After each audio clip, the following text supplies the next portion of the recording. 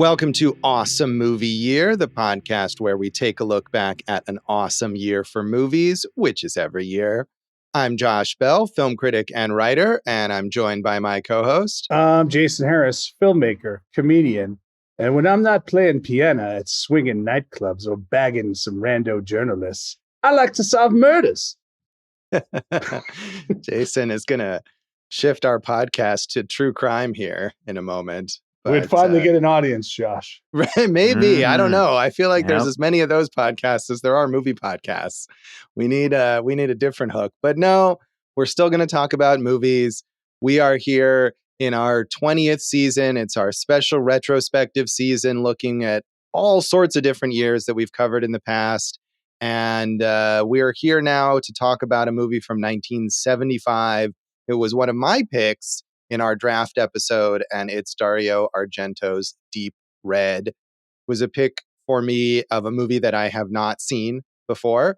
And I've seen other Dario Argento films, but I wanted to check this out, which is maybe his most famous film, or maybe second most famous film. Suspiria, we know, is the most famous film. But still, we had not talked about giallo films really, and we had not talked about Argento, so I thought it would be cool to give this one a shot. And it seems like maybe it worked out okay. So that's good. It was cool. I'm glad we watched it. It's way better than your first pick. Where you where you shit the bed with cannibal women. Jason's still angry about that.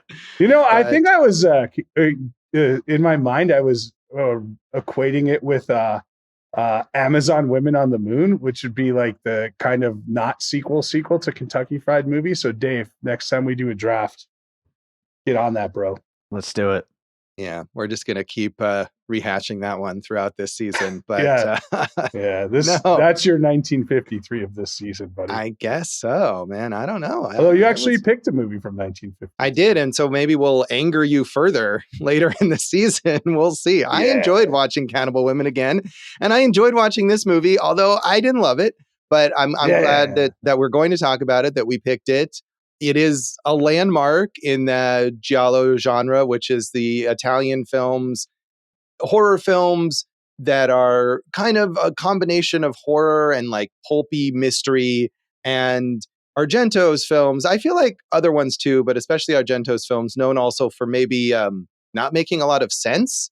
And I think that's something that we can witness here in this one as well. But it's more about vibes, I feel like, in the giallo films than understanding what's happening. So, Josh, because I always understood giallo as horror, Italian horror, right? But yeah, it seems like when I look it up, it's, there's always a murder mystery, and it could be a thriller or horror, but it doesn't always have to be straight horror. Would you agree with that?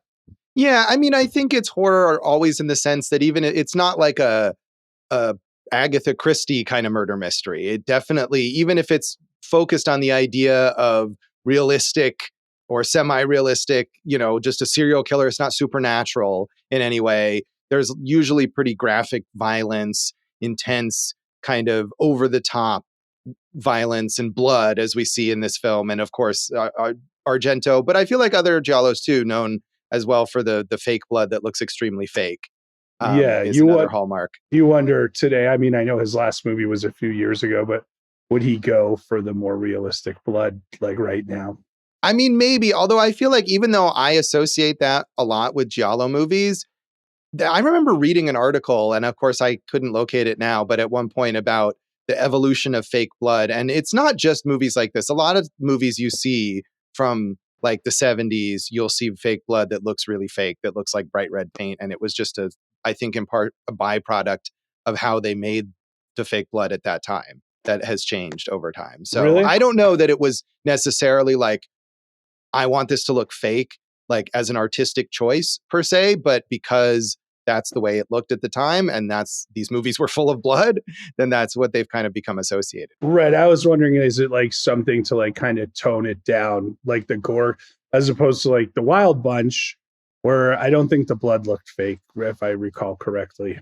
Yeah, and it may also be like what they used in Europe to make fake blood versus what they used in the US chemically. I don't know. But I do think the other thing about giallos that goes along with the blood looking really fake is that they're extremely stylized, that even if it's a murder mystery, like I said, that's kind of realistic, or it's like just, oh, this person was murdered and now we have a detective and they're trying to find who did it. It's always kind of surreal and off kilter.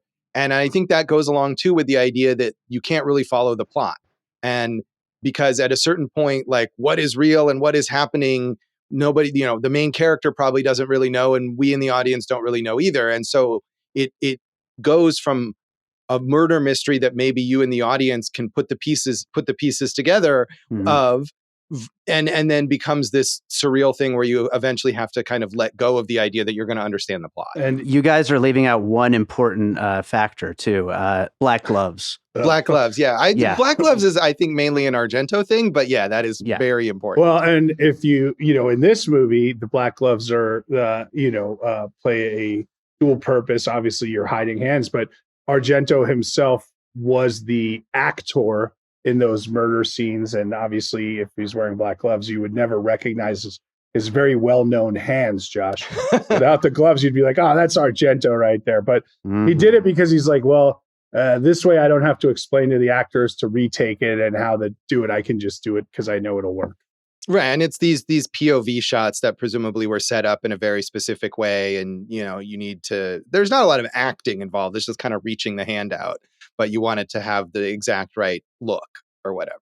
So yeah, black gloves, key. And I feel like a lot of that, I mean, even though this is not Argento's first movie, a lot of the elements that we think of as key to giallo movies and key to Argento movies are present here and are established here. And this was the beginning of a big run of classic films for him. So that's why I feel like this is, an important film, I guess, in the genre and for Argento.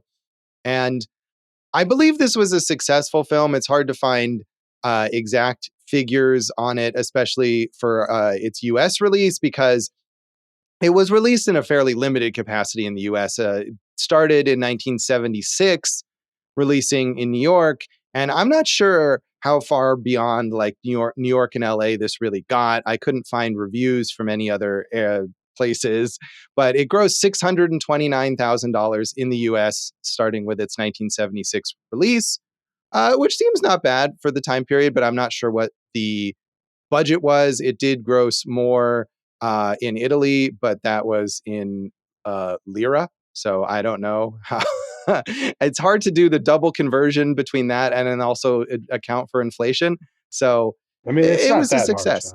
Hard, I tried it once. I tried it once before with something else, and I felt like my result was not accurate. So I didn't bother with the calculation. I wish you would have just told me. I would have done it beforehand for you. Oh, okay. Well, I apologize then. It grossed 3.7 billion lira in Italy. So that's Mamma mia! Right. Yeah. All the Vitelloni, we're going to see it in Italy. Oh, we love the Vitelloni. Shout out to the Vitelloni if you're listening. A lot of our listeners are probably Vitelloni if you think about it. Yeah. I'm sure they are. So it's considered a classic as well. Now, not just in Italy, but also in the US, and a horror classic, a giallo classic, etc. But like I said, there weren't a lot of reviews from the time period, at least not that I could find. And so the critical response that I found at the time was not very positive, actually. Linda Gross in the Los Angeles Times was the most positive. She said, Deep Red is a frightening, atmospheric Italian horror movie starring English actor David Hemmings, once again cast as an inquisitive, endangered bystander involved with gruesome deaths. A singing child, angelic music, and mutilated dolls are the spooky leitmotifs accompanying each murder.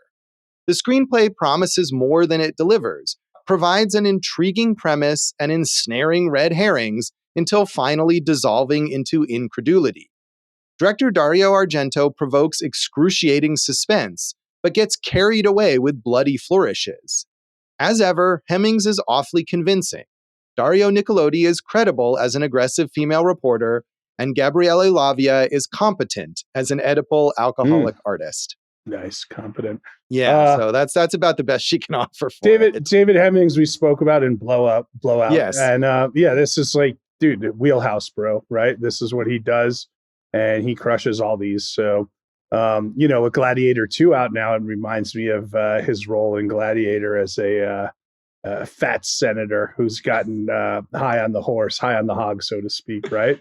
Right. Yeah. And this she's referencing their blow up where again he's playing a very similar kind of part.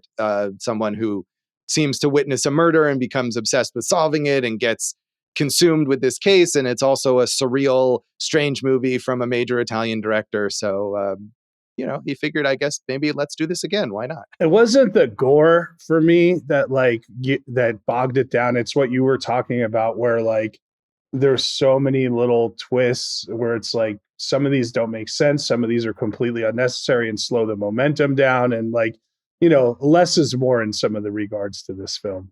Yeah, I mean, in regards to the plot, I agree. It's interesting to see, like, I think all of these reviews criticize Argento for being stylistically over the top, which to me is the main appeal of Argento and of this movie. When things that are sort of heightened and crazy are happening, I was enjoying it. But when it's like the characters trying to work out the plot, right? Or there's exposition and stuff like that, then it's like, I don't care. And it doesn't make sense anyway. Yeah. And I'm going to totally disagree with that aspect of it. Cause, there are definitely filmmakers who use style just to show off, and like, it gets really annoying because it doesn't add to anything. The first one that pops into my head is Malcolm and Marie, which is a terrible movie.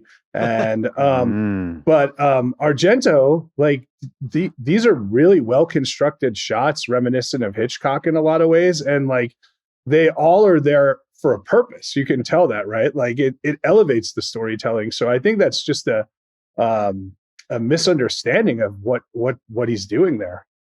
Yeah, I agree. And again, it's interesting to see that was what people latched onto, the idea that this was too flashy or too stylized or too surreal, because those are the strengths. And yeah, I think when these movies work the best, that stuff and the kind of journey of the plot, if it gets kind of incoherent, they work together so that the plot incoherence is almost like a feature rather than a bug, because you're getting lost in this surreal world along with the characters. And I don't know if that fully works in this film, but I think can. I'm thinking back to Dave's Eye of the Cat or whatever that one was, and it started out with like some cool flourishes, and then they just abandoned the whole style of the movie right until the last act, and you're like, what happened here? But I really thought, like I said, this did you feel like there were definite you were talking about the vibes, like this definitely felt Hitchcockian in a lot of ways to me. Yeah, absolutely. And I'm sure Argento was influenced, and giallos in general influenced by Hitchcock, and then they take that onto another level in terms of the violence, but also in terms of like the plotting and the twists and all that kind of stuff. But yeah, of course, I'm sure Argento was influenced by Hitchcock, and I think I remember in that Eye of the Cat episode, or is that what it's called? Eye of the Cat or something of the Cat? I think it was Eye of the Cat. But I think I remember mentioning that it seemed giallo-esque to me, and that it should have been more giallo-like. Yeah, so that's a good call, Jason. I know that because I listened back to the podcast, but you, on the other hand, never listened to our No, but podcast. I remembered that I said it, so that was something. Good job. You remembered the thing you said. Thank you. And I don't always. I don't know the things I say. Yeah. He can't convert lira to dollars, but he'll remember certain things that he said. Vincent Canby in the New York Times was not a fan. He said, Deep Red is an English-dubbed, Italian-made bucket of axe murder movie cliches, thoroughly soaked in red paint that seems intended to represent fake blood. I don't think that Dario Argento, the director, meant to distance us from the action in this way. He's simply a director of incomparable incompetence. Wow. In the leading role, David Hemmings, the English actor, looks wan and in need of a vacation from Rome's off-screen high life. Okay. Where do you want to start with that one? So yeah, it's short but very, very strongly worded. I don't know how you get I mean, even if you don't like it, there's nothing where you're like, this guy's like a bumbling fool here. This is very like finely made film. Right. No, I mean, and obviously what you were just talking about, the framing and the stylization and all of that is very deliberate and is very, very, very well thought out. And just because the fake, like we were talking about the fake blood. And so I think maybe this speaks to a little bit of what I was guessing at that maybe in the US fake blood looked realer at this time. I don't know. And because obviously, yeah. If Vincent Canby was pointing that out, but still, I mean, it's not like Argento would be unaware of what this looks like, right? And so when Canby is saying, "Oh, I don't think he's using this to distance you," I think it's probably one of those things where maybe this is what he was stuck with, right? Maybe this is just what was available to him resource-wise, but he's able to take advantage of that and use it as an element of the stylization, of the distancing, of the surrealness of this film. I think that works. I also didn't agree with his point on Hemmings there, who I just lauded for being like the guy for these type of movies at that point in time. And I mean, I'm wondering, like, did you watch the movie? Did you realize like he literally plays, like he's a piano player in a nightclub? You're going to be tired when you're done with that, you know, like it's a night gig, you're tired. And I loved those kind of scenes that were shot on the street late at night with him and Carlo, and just seeing like those empty streets and those kind of weird extras just in the background who were moving but barely moving. Like that really added to the atmosphere. The scene with the diner in the background, which is like the Edward Hopper homage right there. And they're just like holding a coffee, and she'll like move the coffee an inch here, or like maybe say a word there. And like that really added to the creepy factor. To me, that's all in the first hour. The first hour, like when I was messaging you guys, I was really into the weirdness of it. And then I think it just got bogged down with too many, like, nope, that's not it. Now we got to go here. Nope, that's not it. Now we got to go here. You know, that type of thing. So. Right. I mean, I think there's still some good weirdness in the later part of the movie. But yeah, I mean, it's hard to judge performances in these movies also because everyone is dubbed, no matter which version. I think we all watched the longer Italian version, and Canby would have possibly seen the English language shorter version that was released in the US at the time. But either way, the way Italian movies were made during this period is that they didn't record sound on set. And so everyone dubbed themselves, and people spoke in different languages on set anyway. And so there's another distancing effect there, where no matter what language people are speaking, the voices don't always match up with what you're watching on screen. And that does take you out of things. Right. But Hemmings, you know, did his own dub. So that adds a little more synchronicity to the whole thing. Yeah. And that's what Canby would have seen, and he still didn't like it. So whatever. So finally, speaking of Hitchcock, Ann Guarino in the New York Daily News said, Argento, who's no Hitchcock, manufactures suspense with flashy camera work, loud noises, and pounding music. Then all is garnished generously with gore. Credibility, which comes in a distant second, flies out the window in the process. Here, the process is speeded up considerably by poor post-synchronization. Nothing quite fits, especially a low-keyed Hemmings among the overacting Italian players. That sentence, the first sentence is so ridiculous. Like, right. Argento, who's the greatest and most influential director in the history of film, right? Like, give the dude a break here. Like, I didn't love the movie, but like, you know, Argento, who can't make a Kubrick movie as well as Kubrick. Like, you know, it's just very strange that you would be like, hey, we're going to take that one top guy. Although I did feel like there were elements here where Kubrick could have, you know, watched this and been like, yeah, we could throw something like this in The Shining. Yeah, I think that he could very well have been influenced by giallo films. And I mean, of course, I believe Hitchcock was still alive at this time. So, I mean, it's less of like, oh, this legendary figure from the past that we're comparing him to, and more of a semi-contemporary, like somebody being compared now to Spielberg or Scorsese or something.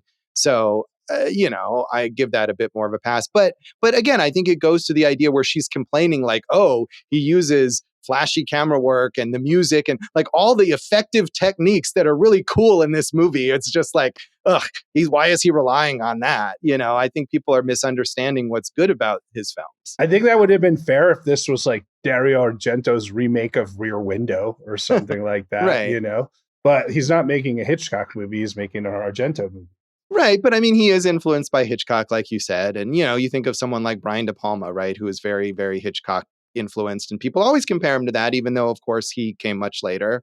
So, I mean, I think it's understandable, even though I agree. A little unfair then. It's a little unfair. And he's definitely doing his own thing. And I think part of what's great about him and about these giallo films in general is that they use Hitchcock maybe as an influence, but they're not unlike I think what De Palma is sometimes doing, is that they're not just copying him. They're adding their own very particular sensibility to it. You heard it here, Brian De Palma. Josh Bell taking you to task. No, I love De Palma. I do. But I mean, I love him because it's like, oh, he's just really doing Hitchcock, and I love Hitchcock too. So it can be very enjoyable. Yeah, you love Robin Hitchcock. Right. Yeah. 80s singer. Yeah, I know. Robin I know Hitchcock. Yeah. Thank you for bringing that up. Robin Hitchcock. So, Jason, you had not seen this. Had you seen other Argento films? Just Suspiria. That was the only one I had seen. So yeah, I mean, obviously I giallo is, Mario Bava, all that stuff. I know we covered Cemetery Man, but I'm not very familiar with the genre. Admittedly, Josh, admittedly. Right. All right. Well, I'm more familiar. I think this is like the 6th Argento film that I've seen, but there's so much. I mean, some of the Argento stuff I've seen is later and is not giallo. And there's so much from that era, and people like Mario Bava, like you mentioned, who are major figures, but a lot of other much lesser known directors. And I believe, we watched this on the Criterion channel, and I think they have a whole giallo collection on there right now with a lot of films that I am not familiar with. So something to dig into, definitely. But that's why I wanted us to give this a shot. You know what we got to do is plug your article on when you said Criterion is the best streamer. You wrote an article about that. I recommend it because it is the best streamer. Thank you. Read Josh's article on that. So. Oh yeah, it was a real bold stance that I took there, but and a hugely popular, captured a wide audience. As does everything that I write. Dave, had you seen this one before? I had not. I've been wanting to dig more into this giallo stuff, but I hadn't seen this one yet. Or any Argento films? I saw Suspiria, but it's the only one. Right. I guess, that probably is the one that most people will see, especially when that remake came out a few years ago, brought more attention to it.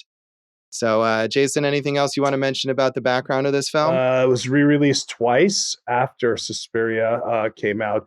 Once as The Hatchet Murders and 2 as The Phantom of Terror. So good on you, marketing people. You keep trying there. Yeah. And actually, in the LA Times review, they mentioned that even at the time in its first release, it was released in LA as dripping deep red. Oh, nice. Dripping profundo rosso. Yeah, thank you for that, Mr. Maloney. Yeah, the painting I was referencing is Nighthawks, the Edward Hopper painting. But also, in the same marketing vein, after Suspiria was a big hit in Japan, they released Profundo Rosso as Suspiria 2, even though it has nothing to do with it. In a weird way, that's appropriate because I feel like, the nonsense of various giallo plots makes it perfectly acceptable for that to happen. Yeah. I think you're right.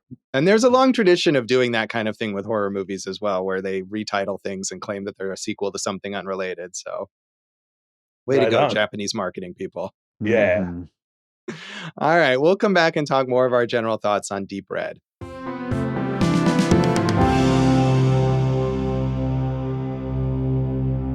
Welcome back to Awesome Movie Year. In this episode of our special retrospective 20th season, we're looking back at 1975 with Dario Argento's Deep Red.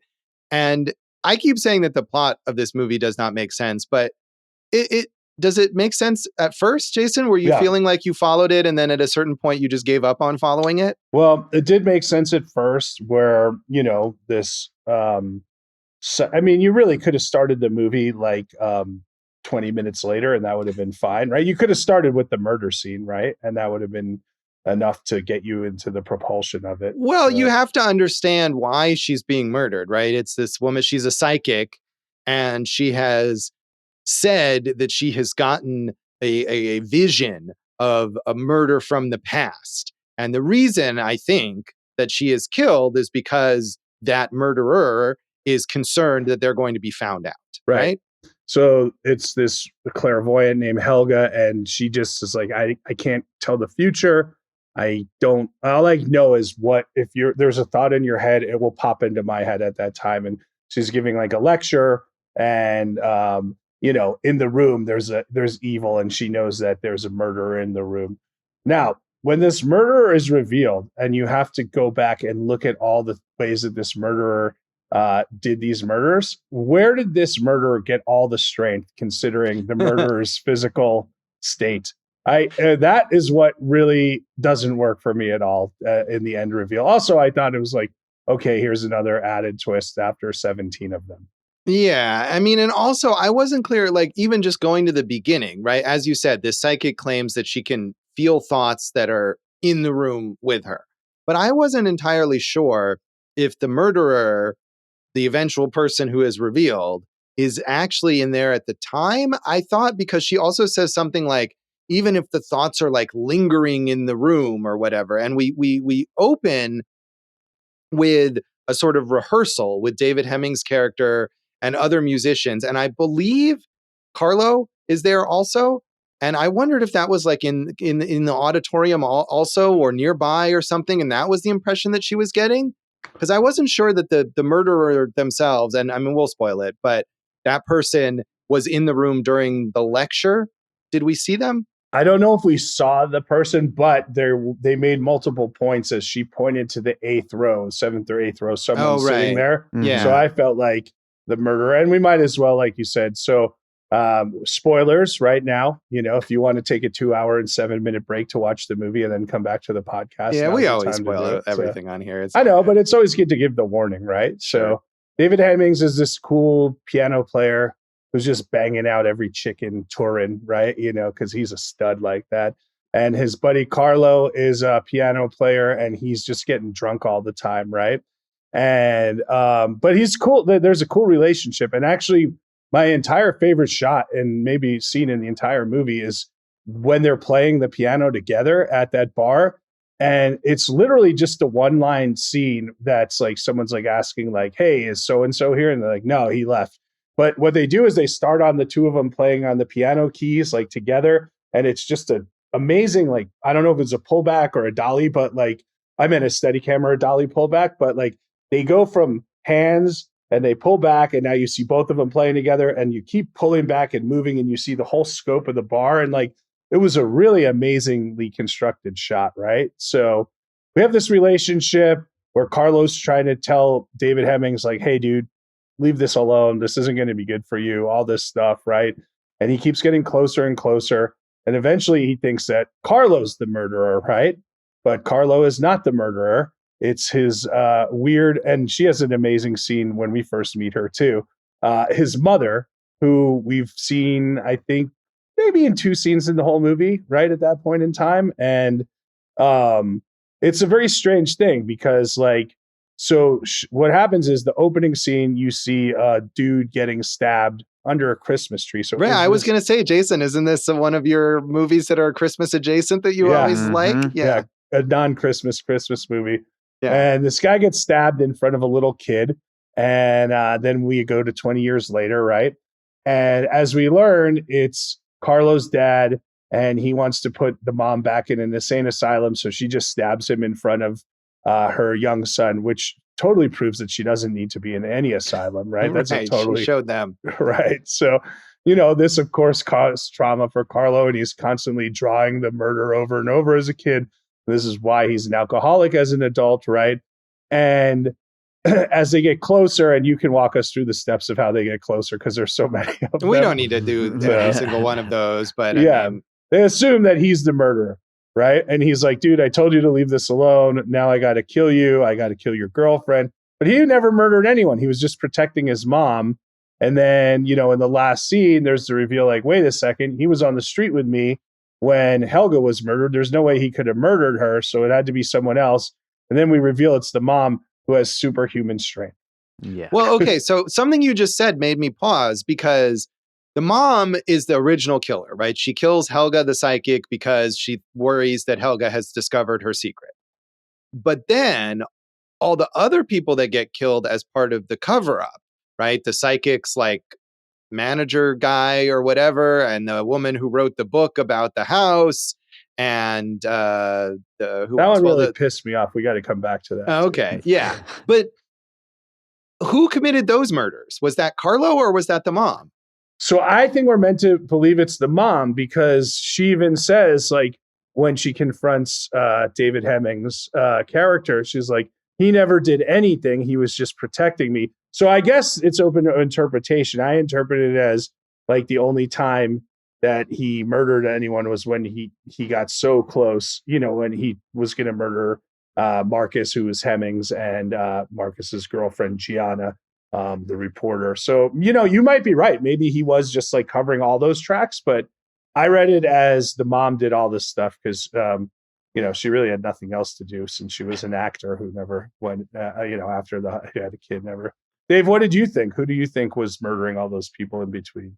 I mean, I thought it was the mom, but also I think, who knows? Right. Yeah. I mean, I also just assumed it was her until you said that just now. And then I thought, well, that might make sense because we do see, right, the reveal of Carlo is when Mark has finally discovered what he believes is the truth. And they're in that school and Carlo shows up and he does stab Gianna, the reporter girlfriend, and he points a gun at Mark. And so he is willing to kill, to do this. And so maybe he was protecting his mom by killing all these other people who seemed like they were getting too close. But I don't know. Yeah. Could be. So I want to get to that scene, Josh. This is where it really kind of maybe started to lose me. So there's this book, right? Explain the book situation. This is hilarious. I love this because Mark, David Hemmings is he's Marcus. Also being Mark. Is it Marcus? Oh, I thought it was Mark in the subtitles, but whatever Marcus, it is, that guy, he's being stalked, right, by the killer, whoever this is, by the mom or by Carlo, whichever. Someone is fucking with him, and they're like whispering threats, and they play this like children's song on a cassette tape, and he goes to Helga's associates and tells them about this. And the one guy is like, oh, a creepy children's song? One time I read this book about this house that was like haunted by a child singing a creepy song. And then immediately they're like, oh, well, that's clearly where this all came from. And they're right. And that was what was just so crazy about it. It just seems like such a random ass guess. And then Marcus goes to the library and he finds the book. And he finds a photo of this house and he rips the photo out. And then he just like drives around and finds the house magically and finds some like real estate agent, I guess, who's selling the house. And he gives him the key and then he just hangs out there for hours. Well, yeah, but so that we can get back to that. And he finds the drawing, he chisels out and he sees the drawing with like the clues of the murder. But I meant the story that was written by Amanda Reggetti. Right, that when he's going to go visit the author of that story that you're talking about, right? Right. She's written this book about about many haunted places, it seems like, but includes the house with the child singing. And she lives in the middle of nowhere, right? And this is where I got really pissed at the movie because she's written about elements of the macabre before, we'll say, right? Sure. And so there's an old lady there, and she walks her out of the house.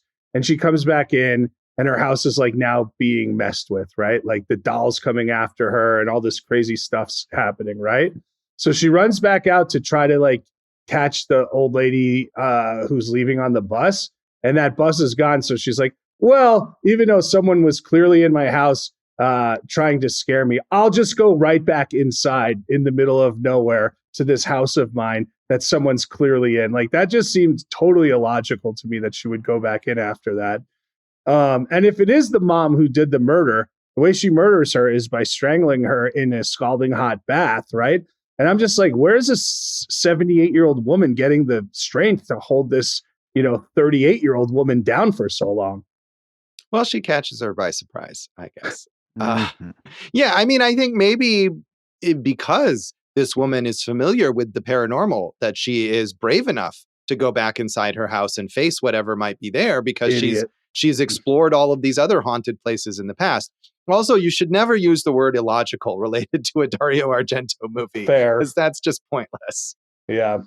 I mean, but that's where it started to get me, right? And then there's a little girl You know, like what's the point of the little girl? The little girl is great because she's just fucked up for no reason. She's like the daughter of the real estate agent and she likes stabbing lizards and stuff. She's great. I liked her because she has nothing to do with the plot whatsoever. It's just like weirdos everywhere. Wherever David Hemmings goes, there's weirdos. She's going to grow up and kill some people in Deep Red too or whatever, right? Yeah, she's in Long Legs now. She's the girl in the asylum now. So I don't know. It just started losing me where you're talking about, like, even when we're rehashing it, right? So they go to find this author, and then there's this house, and then he's chiseling out to find a painting, and then there's another figure in the painting, and he's like, oh, that must be the real murderer. And then there's this little girl who's the superintendent of the guy, and he's like, where did you see this? At a school? Now we go to the school. And it's just like, you know, red herring after red herring to the point where, like, hey, man, one of these would have been effective, but when you do 7 of them, they lose their luster. Yeah, although I feel like weirdly, one of them makes you think too much about, does this twist make sense? But 7 of them makes you realize it doesn't need to make sense. So I sort of feel like it's almost better when they pile it on to the point where you give up and you just kind of go along with whatever's happening. But I agree with you. I mean, to me, the issue was like, we've got to get bogged down in explaining all this stuff rather than just looking at cool set pieces of people getting murdered in creepy ways. I mean, that doll, that's sort of like a precursor, I think, as an influence on the doll from the Saw movies that comes in to kill, or it doesn't kill, it just distracts, right, the manager guy. And then he gets killed by having his head bashed in. Was super creepy. That part was great. And that doll, and then he smashes it and it's just kind of continuing to twitch. It was really great. I love that part. Yeah, that reminded me of American History X, the curb stomp scene, which is gruesome, right?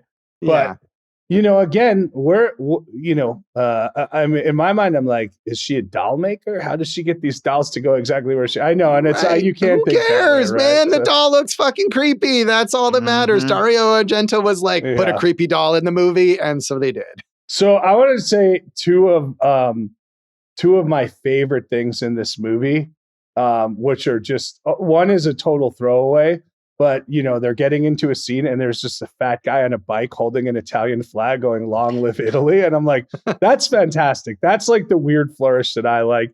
And the guy who played the lead cop, and I don't know what movie he's in, and I don't think it matters. He's incredibly over the top and amazing.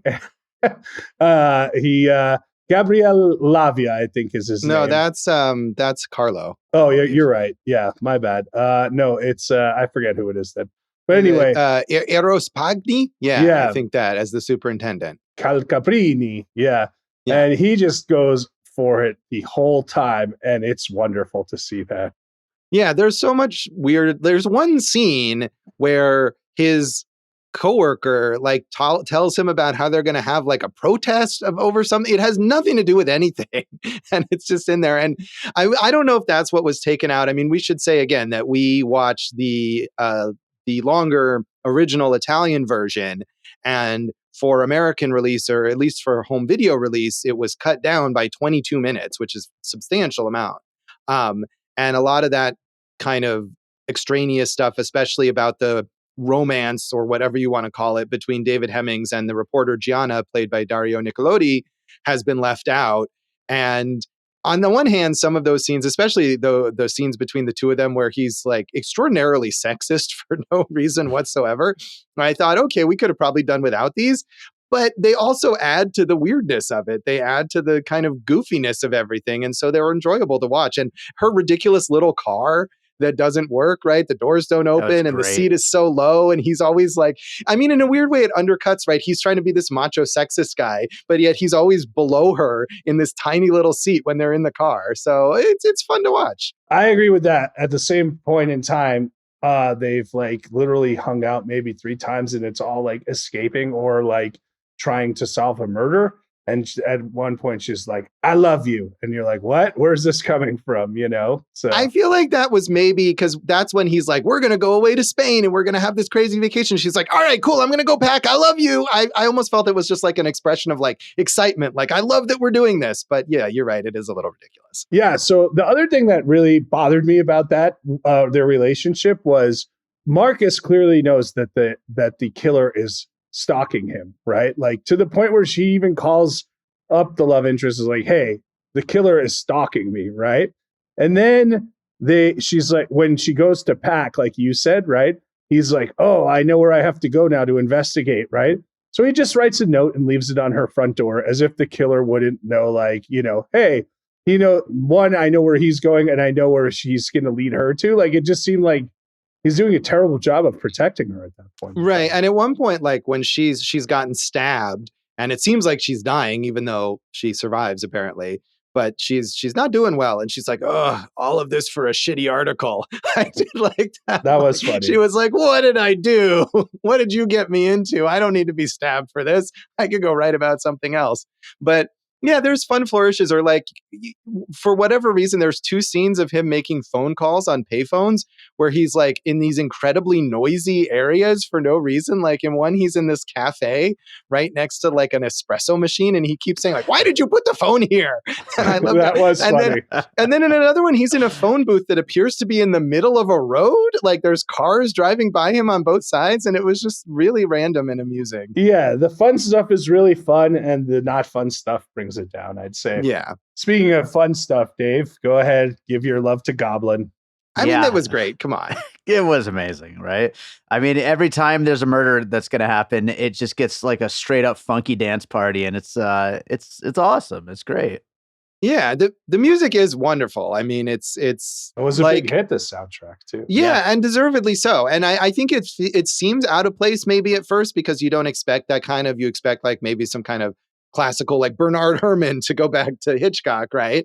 But I feel like the more it goes on, you realize, no, this actually works for exactly what he's going for. Like this is the right music for this. It's not out of place. Did you feel that way, Dave?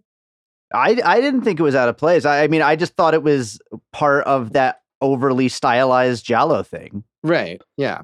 I mean, to me, there were like 2 separate types of music in there. There was like that kind of synthy stuff, which we see more of in the 80s. And I really like that. But all like the porn music, I was like, it's a little too much for me. So yeah, I thought it all worked. I mean, it's kind of prog rock stuff, and it's definitely prog rock stuff. Yeah, Josh. And I enjoyed it. And I feel like, this is right. We think of this as the kind of music you hear in giallo movies, in part because of this movie. This was the first movie that Goblin worked on with Argento and went on to work with him a bunch more times. And I feel like now, if you were making like an homage to giallo movies, you would include Goblin sounding music, and that's what people would expect. So yeah, it was great. I have one more question, and then if you guys, if we want to rate it, we can, or if you have more stuff to get into, Josh, please. No, I think I'm all right. By the way, did you know that he reached out to Pink Floyd to do the soundtrack, but couldn't get him, and that's how he ended up with Goblin? Yeah, I feel like we talked about some other movie where a similar situation occurred, where Pink Floyd was supposed to do the music for it and didn't, and then some other iconic music came in instead. And now I can't remember what that was, but Pink Floyd, good at turning down offers to make music for movies. But you know what movie they did do the music for? The Dark Side of, or The Wall. Pink Floyd's The Wall. Yeah, that's the one. Yeah. So. The Wizard of Oz. They did the music for The Wizard of Oz. Right. There you go. Did you have a favorite kill? Either of you guys? Yeah, I don't know. I mean, I like the doll. Like the doll doesn't kill the guy, so maybe that doesn't count. But the doll was definitely my favorite creepy thing in the movie. I'll go with the necklace on the elevator, the final one. It's pretty freaking great. That is great. Yeah. Yeah, that was mine. Which, the elevator goes down, her necklace is caught, and it beheads her. But I would have liked to see the actual head on the floor afterwards. That's always fun. I wonder if they didn't have a budget to create a realistic head. And, that's the kind of thing that if it's not realistic enough, it takes you out of it. And there's a line, maybe, even though the blood is unrealistic, it's a stylized thing. But maybe if you saw this like really fake looking head, people would just laugh.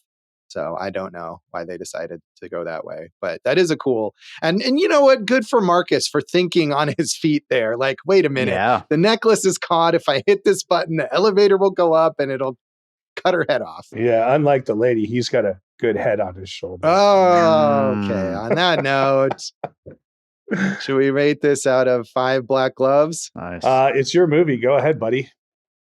I give it a 3 out of 5. I enjoyed it, and I enjoy Argento mostly and giallo movies, but I feel like all of them, I come out of this with the same impression where like there were some cool stylistic moments, they're cool scenes, cool kills, but it just kind of washed over me in a wave of confusion. And so that's how I feel about this one as well. Ditto on everything. All Three. right. 3, and I think you explained it well. So. Thank you. Dave, how would you rate this? I'm going with 4. I had a great right. time with it. Like I said, I've been wanting to like go down this rabbit hole, and I think I need to really dig in more. Yeah, I mean, I think that's a totally fair rating. Like, it's if you're on the wavelength of these things, or if you just enjoy what they do style-wise, then this can be very enjoyable. And I'm still interested in seeing more Argento as I have been, and I would love to watch more of his stuff. And I think we'll talk about what that stuff is when we come back and talk about the legacy of Deep Red.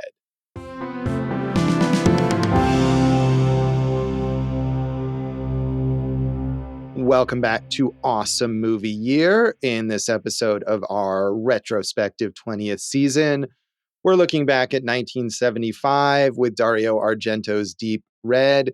And as I said, this wasn't his first film, but this was sort of the kickoff of his classic period, I guess we could say, through the rest of the 70s and into the 80s with movies like Suspiria, Inferno, Tenebrae, Phenomena, Opera. I mean, Argento was like the master of Italian horror during that period. Literally his nickname, Master of Horror. So. Yes. So you've seen a bunch of them. What we've only seen this in Suspiria, Dave. So yeah. What do you recommend? 1, what would you recommend to us to see next? And 2, where would you place these two compared to the rest of what you've seen? Well, I mean, I've seen Suspiria also, and I've seen Opera, which is kind of the tail end of that period. And it was a while ago that I saw Opera. I remember that being even more nonsensical, but I feel like that was maybe something where it was so abstracted that it worked maybe a little better because you weren't even attempting to follow the plot. So, I mean, I would maybe recommend that. And then the other stuff I've seen, fairly recently watched The Bird with the Crystal Plumage, which is his first film. And actually, that might be the one to recommend because it has a very similar plot to this. The main character witnesses a strange murder and becomes obsessed with solving it and gets involved. But it actually more or less makes sense. It's maybe less stylized, but more of a murder mystery that you can follow. And so that maybe if you are interested in, more logic, that might be a better movie to watch. But Opera maybe on the other side of things with that in terms of just getting rid of the plot coherence entirely. So both of those I enjoyed. And then I've seen his version of Dracula from like the 2000s, which is very, very bad, that I watched just for an article. And his most recent film, which was sort of a comeback, called Dark Glasses from, I think, 2022, that is very much in the vein of his early giallo films and was pretty enjoyable. So that's, I think, a Shudder original, and that was pretty fun. So interesting. Even that Dracula movie is so bad, but it's one of these things where it's so bad that it's like fascinating. Like, how did this happen? Right. And so it was kind of amusing in a way. Josh, have you ever thought about how you'd cover up a murder? No, I would probably be very bad at it, but hopefully I won't be in that position. Have you been considering this a lot lately? Well, I haven't been in that position a lot, but I think you do know my story of the one time I had to go to Bass Pro Shops with a very rich friend of mine with a notorious Vegas family. You know this story? Maybe, but I don't recall it at the moment. I'm not going to mention names, but there's a notorious Vegas family who I'm friends with. Wonderful people, but there's a history of murders that have happened in that family.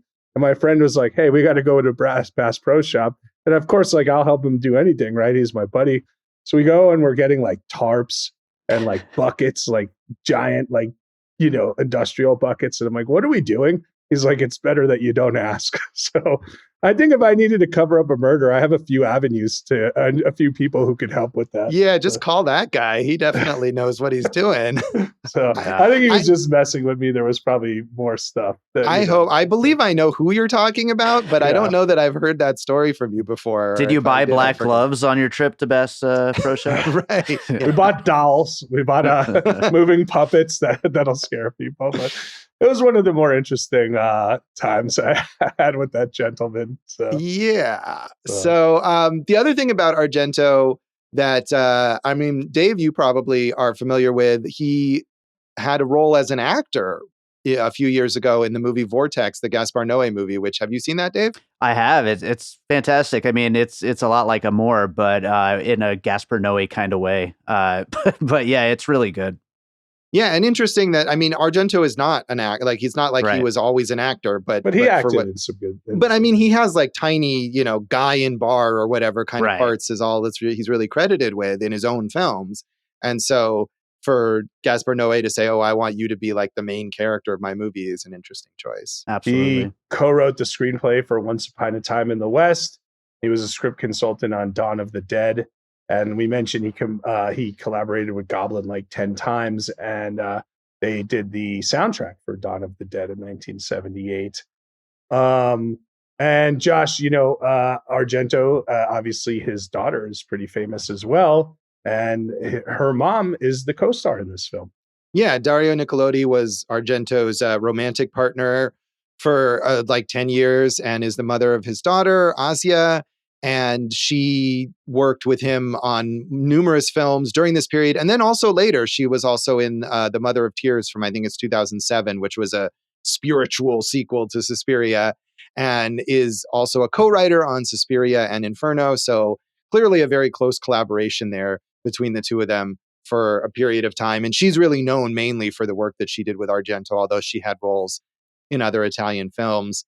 And David Hemmings, as we mentioned, we talked about in our episode on Antonioni's Blow Up, which has a weirdly similar plot. He was a child actor, and following this, he mainly was known for supporting roles. He became a director, worked a lot in television, and had a long career, as Jason, as you mentioned, all the way through to Gladiator. So a very long career from childhood through into like the 2000s that he worked as an actor and director. I think there's a movie from 1981 that I think Dave and I are going to have to watch. Maybe when we cover 81. The Survivor. It's a cult classic that he directed. When a 747 crashes shortly after takeoff, the sole survivor is the pilot. Virtually unheard, he and the investigators look for the answers to the disaster. Meanwhile, mysterious deaths occur in the community, and only a psychic in touch with the supernatural can help the pilot unravel the mystery surrounding the doomed plane. That kind of sounds like a giallo movie. It does, but I guess it's a big cult classic from 1981, Josh. I'm not familiar with that. That sounds cool, though. It does. There are a lot of very prolific Italian actors in this film. Gabriele Lavia, who we said plays Carlo. He's an actor and a director in Italian theater and film. And I thought it was interesting. Clara Calamai, who plays the murderer, the mother, she came out of retirement to do this film. And this was the second to last role for her. She just was in one more film before she retired again. So Argento coaxing this person out of retirement in order to play his murderer. Yeah, well, it's nice to get those later in life parts. Josh, don't forget about my favorite actor in here, Eros Pagni, Cabrini, who's a very famous voice actor, and he shows that skill here, I'd say. But he's dubbed many famous cartoon voices. He's in The Hunchback of Notre Dame. He played Master Shifu in the Kung Fu Panda series, and iconic dubbed roles like Arlie Ermy in Full Metal Jacket and Christopher Lee in Gremlins 2, The New Batch. Nice. Another sort of veteran actor I did want to mention, other than David Hemmings, the only non-Italian main actor in this is Macha Méril, who's a French actress, and amazing career, having worked with Jean-Luc Godard and Agnes Varda and Sam Peckinpah and Rainer Werner Fassbinder and Claude Lelouch, and is still working at 84, has credits from this year. Awesome. So she plays the psychic Helga who gets killed at the beginning of the film, and just an astounding career, having worked with directors like some of the greatest directors of all time. So it's cool to see that someone, it's like, oh, I've never heard of this person. Oh, wait, she's like film history all on her own right there. What was she in this year? I mean, some small thing that I had not heard of. I just checked to see if she had credits now, but not anything with a major director as much, but still, just taking parts and working on whatever she can, presumably. Bernardino Zamponi, who co-wrote this film, collaborated with Fellini 7 times, but sadly not on Vivi Alone. Glad we get to keep bringing that up. As we said about Goblin working with Argento a lot, also worked on Dawn of the Dead. And I feel like they've had a resurgence in terms of live performance because there's a lot of interest in them performing the scores to these films, this one and other films where they perform live along with the movie. And they've had various their Wikipedia entry is so long with all the different lineup changes and different members like splintering off, and they change that it's like, so and so's Goblin or Goblin the Legacy or whatever. But over time, all of these various Goblin members getting together in various formations to perform this music, and that's more appreciated now than ever, it seems like. The worst iteration, of course, is Goblin Clearwater Revisited. Don't listen to them at all. Stuff like that. Mm-hmm. So yeah, Dave, have you seen Goblin live? I feel like that's something you would do. I was trying to remember if I have, because I did just recently see Fabio Frizzi doing Zombie live. I wonder if I've ever seen that, but I don't remember. They should open for John Carpenter. That would be amazing. That would be cool. Right? I saw John Carpenter. Nice. That was awesome. Yeah. Oh yeah, that would be quite a double bill for horror fans. I think. God, yeah. Once like Harold Faltermeyer and all those 80s guys go out on tour, I'll be there for those. All right. Sounds good. Anything else you want to mention about the legacy of this film, Jason? Josh, I feel like we covered it. I'm still confused. There's one shot in the movie where he goes to a house and there's a maid. Do you remember this?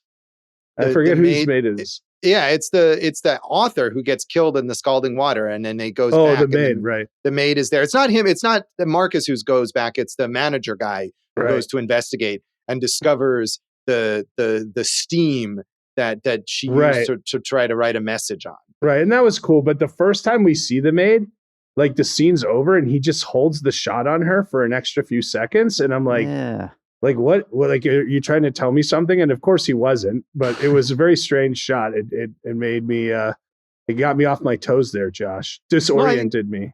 I think that's probably the point of it, is to just disorient you. That's a lot of what's going on here, is to just make you confused and disturbed. And I think that works most of the time. Thankfully, I talked it out with my Vitalonia on this podcast, and we're good to go. All right. Well, that is Deep Red, and that is this episode of Awesome Movie Year. You can murder us online and on social media. Please don't. We're at awesomemovieyear.com, Awesome Movie Year on Facebook and Instagram, Awesome Movie Pod on the platform that should be murdered. We need to get on Blue Sky already for this. Well, I'm on Blue Sky. You got to join me there. Yeah, we got to. I'm on now. Yeah. What are you missing out on, Jason? I'm a late adapter, but I'm saying we need an Awesome Movie Year, Blue Sky. I'm just Jason Harris Comedy, or Jay Harris Comedy on all the things. And I have my residency. It'll already be started when this episode comes out. Every other Thursday night at Jimmy Kimmel's Comedy Club. Just hit me up on Instagram, Jason Harris Comedy, if you want to come to a show, and I will make you pay full price. Also, go for Jason on Letterboxd. Bye. You can find some old things from me at joshbellhateseverything.com. I'm at Josh Bell Hates Everything on Facebook, at Signal Bleed on Blue Sky, as well as on Letterboxd. And if you're on Letterboxd and you watch this movie or any of the movies we talk about on the show, tag your review Awesome Movie Year. We would love to know what you think. And check out our producer David Rosen's awesome podcast, Piecing It Together. Check out Piecing It Together wherever you listen to podcasts, and follow us on social media at Piecing Pod.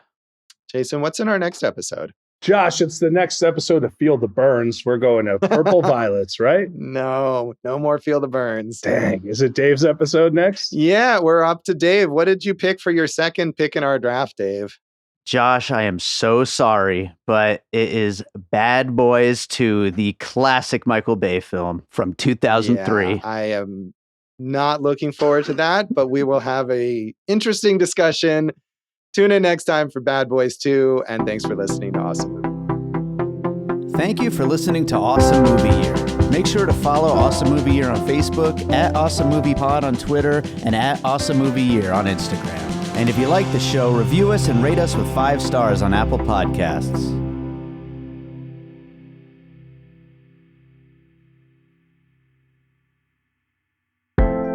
An All Points West production, produced by David Rosen in Las Vegas.